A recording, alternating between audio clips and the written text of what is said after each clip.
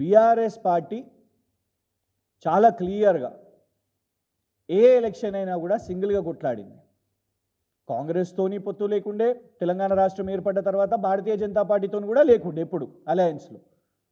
కానీ ఇదే డైలాగ్ కొత్త ఏం కాదు. 2014 నుంచి రేవంత్ రెడ్డి గారు అదే ప్రచారం చేస్తున్నారు, బీజేపీ వాళ్ళు కూడా అదే ప్రచారం చేసే ప్రయత్నం చేస్తున్నారు, కలుసున్నారు అన్నట్టు. మరి ఎన్నో బిల్లులో కాంగ్రెస్ పార్టీ వాళ్ళు కూడా సపోర్ట్ చేశారు కదా. అసదుద్దీన్ ఓవైసీ గారు మాట్లాడుతున్నప్పుడు నేను 2008-9లో కూడా చెప్పినాను. మరి ఇదే సోయి ఎందుకు 2014 నుంచి 2023 వరకు అసదుద్దీన్ ఓవైసీ గారు కనబడలేదు? సో అసదుద్దీన్ ఓవైసీ గారిని పెద్దగా మేము ఎవరో రాసిరు కదా అని దానికి రియాక్ట్ అయినరు. ఈ పరీక్ష కేసీఆర్ గారికి ఇప్పటి నుంచి కాదు, తెలంగాణ ఉద్యమ సమయంలో కేసీఆర్ గారిని నువ్వు తెలంగాణ అనేవే కాదు అనేటోళ్ళు కూడా ఉన్నారు. తెలంగాణ కోసం కొట్లాడిర్రు, తెలంగాణ రాష్ట్రం సాధించారు. ఈ అగ్ని పరీక్ష అనేది ఎప్పుడూ పెడుతూనే ఉంటారు వీళ్ళందరూ కూడా. అందరూ కలిసికట్టుగా అయ్యి కేసీఆర్ గారి సిన్సియారిటీకి క్వశ్చన్ పెడతారు.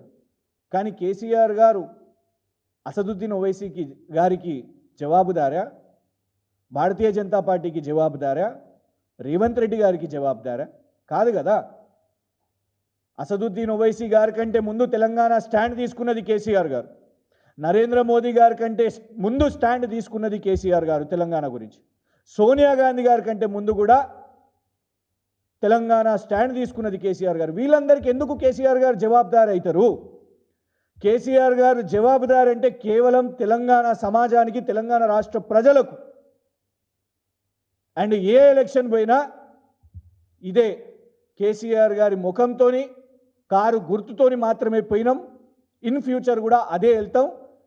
అలాంటి స్టేట్మెంట్స్ని దయచేసి సీరియస్గా కూడా ఎవరు తీసుకోవద్దు.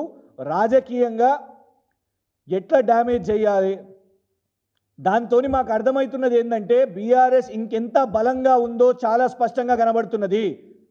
డే 1 నుంచి బీఆర్ఎస్ ఖతమైంది అని గొంతెత్తి చించిన కేసీఆర్ గారి పేగులు మెడలేసుకుంటాం, కేసీఆర్ గారిని బొంద పెడతాం అని మాట్లాడుతున్న రేవంత్ రెడ్డి గారికి కూడా బీఆర్ఎస్ ఎమ్మెల్యేలు కావాలి.